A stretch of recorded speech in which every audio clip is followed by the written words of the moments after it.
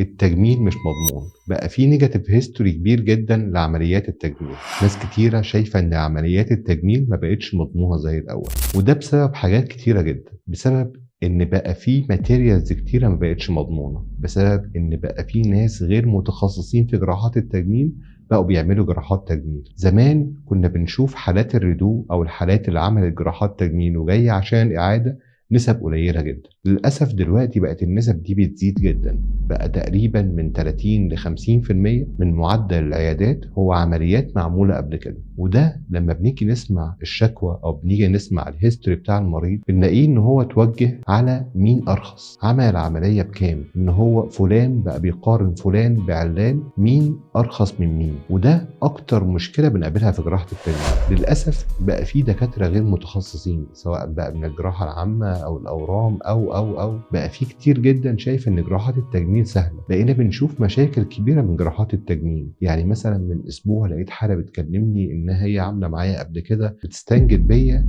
دي وضع هي خدتها فيه بسبب انها راحت تعمل حقن دهون في مركز غير متخصص. كان الوضع كارثي لدرجه ان هو كان يؤدي الى وفاه المريضه دي، ولكن الحمد لله عرفنا ان احنا نساعد المريضه وان المريضه تبقى كويسه. ده اكبر الاخطاء في جراحات التجميل. مش معنى ان فلان عمليه ان انا هعملها في العياده فده هوفر في الفلوس، هوفر في الماتيريالز، فده ان انا اخلي حياتي مش سليمه، وده معناها ان انا بضحي بحياتي كلها مقابل الفروق. جراحات التجميل عشان يبقى فيها سيفتي عالي جدا ليها بريكوشنز كتيره، ليها احتياطات كبيره لازم نعملها، ليها ان هو تحاليل، مستشفى، اجهزه، مريض الحاله الصحيه ليه، الدكتور ان هو يبقى متخصص، الكاتيجوري بتاعت الدكتور ده عامل ازاي. ما ينفعش نعمل عمليه وخلاص، لازم نختار كويس قبل ما نودي نفسنا في مشاكل كبيره جدا. معاكم دكتور احمد صلاح الدسوقي، استشاري جراحات التجميل والاصلاح.